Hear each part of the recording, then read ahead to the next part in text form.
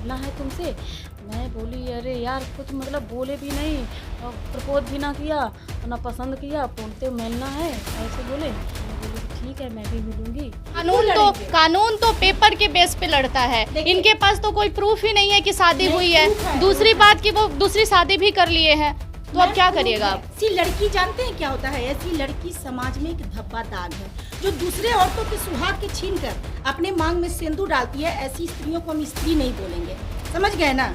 एक नारी होती है, एक रक्सीनी होती है। तो ऐसी महिलाएं रक्सीनी के कैटेगरी में आती है जो नारियों को प्रताड़ित करने के लिए धरती पे जन्म लेती है। ऐसी औरतों को सम्मान नहीं होता है। महीना बाद है 5 महीना बाद फिर मेरे साथ रहे। मैं बोले मैं घर नहीं जाऊंगा, मैं तुम्हारे साथ ही रहूंगा, क्योंकि वो मतलब वो मेरे बिना रहते ही नहीं थे एक बार। अच्छा एक बात बताइए, आप जब उनसे मिली थी, जब आप दोनों का रिलेशन बना, आप लोगों ने जब प्यार किया, तो वो पहले से शादीशुदा थे? आप देखो तुम्हारी मर्जी हो तो करना, इस पर नहीं तो नहीं करना, इसमें कोई जबरदस्ती नहीं। कहानी आप पहली बार सुन रहे होंगे कि ट्रेन के स्लीपर बोगी में सामने बैठे एक बंदे से भी एक लेडीज को प्यार हो गया। ट्रेन में कैसे प्यार हो गया? अनोखा ही प्यार कर लिया है आपने। हाँ पहली बार हुआ और ट्रेन में, शायद ट्रेन ही से शख्स से हुआ। बोले कि हमें मिलना है तुमसे। मैं बोली अरे यार कुछ मतलब बोले भी नहीं और प्रपोज भी ना किया और ना पसंद किया, बोलते मिलना है ऐसे बोले। मैं बोली कि ठीक है मैं भी मिलूंगी। और हम कानपुर सेंटर पे बैठे, 11 बज गया था रात में। उनका वेट कर रहे थे? उनका वेट करते करते 11 बज गया। फिर वो आए फिर हम दोनों मिले, फिर हम होटल पे मिले, गए खाए पिए आराम से, लेटे लेटे फिर दीदी के यहाँ गए। फिर 6 दिन दीदी के यहाँ रहे। उनके साथ में आप अपनी दीदी के घर चले? हाँ दीदी के यहाँ रहे 6 दिन। और 6 दिन के बाद मैं बोली अब तुम घर जाओ, छुट्टी पे आए हो, मम्मी पापा को भी टाइम दो। तो फिर मम्मी पापा के यहाँ गए, फिर सीधे जम्मू चले गए और मैं न्योटा चली गई। फिर 6 महीना बाद आए, 5 महीना बाद फिर मेरे साथ रहे। मैं बोले मैं घर नहीं जाऊँगा, मैं तुम्हारे साथ ही रहूँगा, क्योंकि वो मतलब वो मेरे बिना रहते ही नहीं थे एक पल। इतना ऐसा प्यार हो गया था कि आपके बिना रहते नहीं थे? हाँ इतना लगाव हो गया था, ड्यूटी पे रहे कहीं भी रहे बस फ़ोन चालू। ऐसे दिल्ली में मिले, फिर जहानाबाद में रूम लेके रखने लगे, इधर आने लगे कि चल छुट्टी कर ले कंपनी की और मैं भी कर रहा हूँ, घर चलो। फिर हम यहाँ जहानाबाद में रहने लगे। आपकी शादी नहीं हुई थी उनसे? हो गई तो मतलब शादी, मंगलसूत्र और सिंदूर मैंने वहीं नोएडा में ही करवा लिया था। और अपने बारे में सब कुछ बता दिया था कि देख हम दुखी हैं, अकेले हैं, और क्योंकि जिसके साथ ज़िंदगी बिताओ उनसे छुपाया नहीं जाता है बेटा। आप पहले से भी शादीशुदा थे? मैं पहले से शादीशुदा थी और एक बच्चा भी था मेरा। तो हम तलाक हमारा हो गया था 6 साल पहले। हाँ तो हमारा उनसे कोई संपर्क सब कुछ जान के उन्होंने आपको एक्सेप्ट किया? हाँ तभी मैंने कहा देखो तुम्हारी मर्जी हो तो करना, इस पर नहीं तो नहीं करना, इसमें कोई ज़बरदस्ती नहीं है। कर लिया था मुझे, मेरा साथ भी देते थे और मेरे भाभी से बात करते थे, मामा मामी सब लोगों से। मतलब सारी फैमिली को वो एक्सेप्ट कर लिया। तो अब आपको मीडिया में आने की जरूरत क्या पड़ेगी जब रिलेशन इतना अच्छा कि अब हमसे ना बात हो रही है बेटा और ना ही घर वाला हमको कोई स्वीकार कर रहा है। मेरी ज़िंदगी मतलब ख़राब कर दी है। आज हमारे आगे पीछे कोई नहीं है बेटा, ये समझ ले।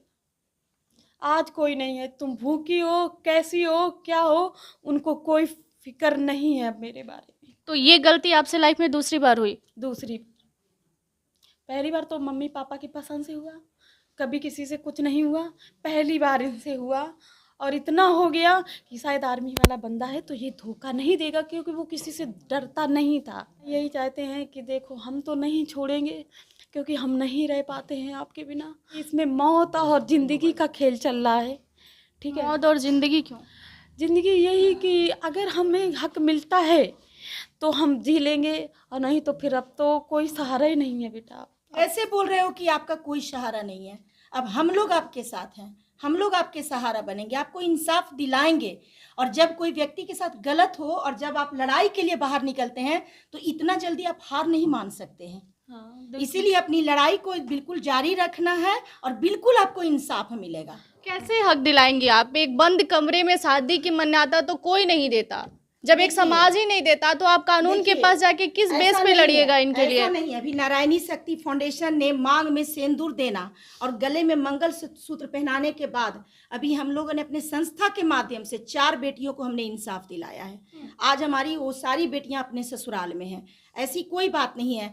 अब एक लड़की, एक महिला है और सिंदूर का बहुत, हिंदू धर्म में सिंदूर का बहुत ही बड़ा महत्व माना गया है।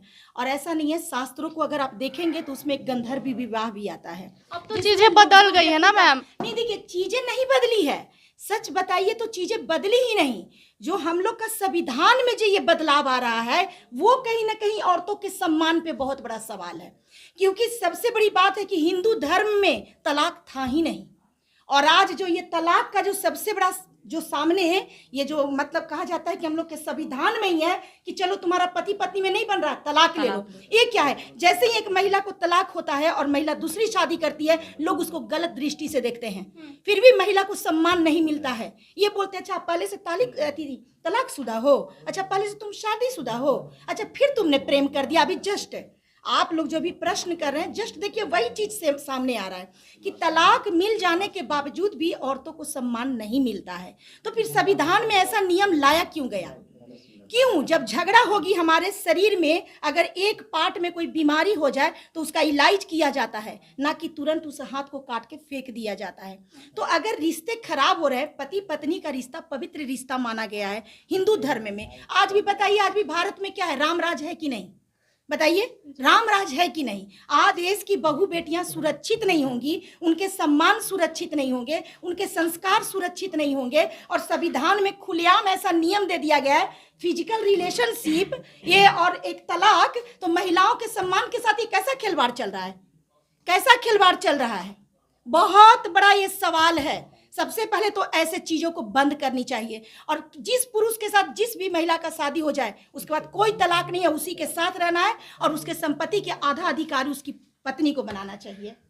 तो इन सारी बातों से आप इनका लड़ाई लड़ लेंगी, क्योंकि देखिए, बिल्कुल कानून तो पेपर के बेस पे लड़ता है। इनके पास तो कोई प्रूफ ही नहीं है कि शादी हुई है। दूसरी बात कि वो दूसरी शादी भी कर लिए हैं, तो अब क्या करिएगा आप? एक ऐसा आपके पास है ना, हाँ, वॉइस इसमें महिला आपको थाना ये से जो घर वाले मुझे बहू के रूप में स्वीकार किया, तो वो कागज बना हुआ है वो सरकारी। पेपर है आपके पास? वो बाकी पेपर सारी भी है। प्रूफ जो है वो मिटा दिया गया है। बाकी प्रूफ बहुत है, फोटो है, वीडियो है, मतलब रिकॉर्डिंग है, जो सब कुछ है बेडरूम मेरे में पास। इनके साथ हाँ। जो बिस्तर पर ये लोग अपना टाइम पास कर रहे हैं, सब कुछ है उसका मेरे भी पास वीडियो अभी। है।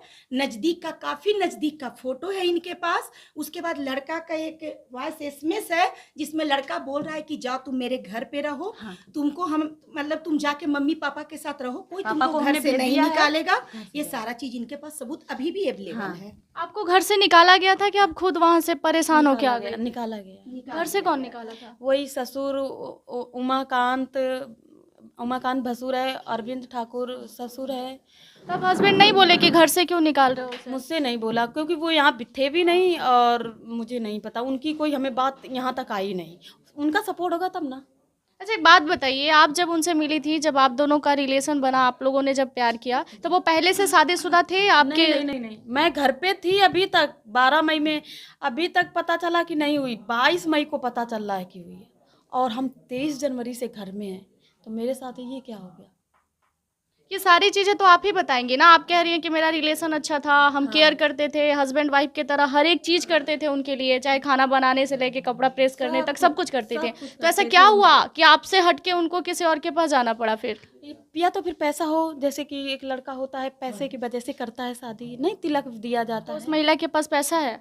हाँ शायद है। रही आप 4 उनके साल साथ? रहे, 4 साल रहे बेटा। मतलब बुरा, मतलब उसमें छल कपट नहीं होता है, धोखा कुछ नहीं था हम दोनों के बीच में। बहुत अच्छी जिंदगी चल रही थी। जब से हम सरकारी कागज बन के घर पे गए, उसके बाद दिमाग में चलने लगा घर वालों के या इनके, मुझे पता नहीं चला। हम घर पे बने रहे और इन्होंने अपना अपना बाहर सब कुछ कर लिया। पहली लड़की हूँ शायद कानपुर से जो मैं यहाँ आई हूँ, और सबकी मतलब किसी के मुंह तक नहीं देखा, भाई माँ चाचा चाची, मैं किसी के, क्योंकि मैं उससे सबसे ज़्यादा इसको प्यार करती हूँ। घर वाले आज सपोर्ट नहीं कर रहे हैं? घर वाले इतनी दूर है, आएंगे कितने दिन रहेंगे, 1 2 दिन 4 दिन।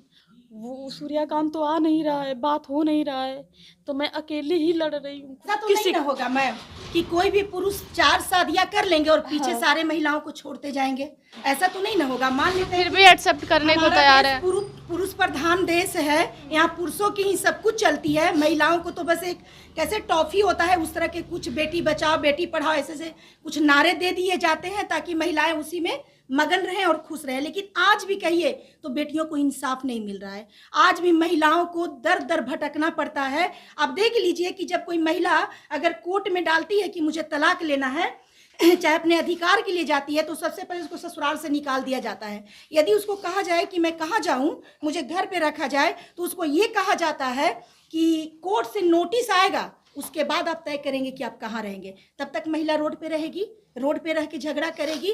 तो ये सारी क्या कहा जज साहब है, क्या आपने जज कहा साहब कि को पीछे की समझ 4 नहीं आती लड़कियों है? को छोड़ देंगे, तो एक सवाल आप मुझे जवाब दीजिए। 4 लड़कियों को छोड़ने के लिए ही ना वो आगे बढ़ती हैं, क्योंकि इन्होंने बताया कि मैं फ़ोन करके सब बताई थी उस लड़की को कि मैं ऑलरेडी शादीशुदा हूँ, मैं ऑलरेडी रिलेशन में हूँ, उनके घर में रहती हूँ, फिर भी उस लड़की ने शादी किया। तो लड़कियां तो अपने लिए कुआं खुद देखिए, खोद रही है ना। मेरा ये कहना है कि वो जो लड़की है, ऐसी लड़की जानते हैं क्या होता है? ऐसी लड़की समाज में एक धब्बा दाग है, जो दूसरे औरतों के सुहाग के छीन कर अपने मांग में सिंदूर डालती है। ऐसी स्त्रियों को हम स्त्री नहीं बोलेंगे, समझ गए ना।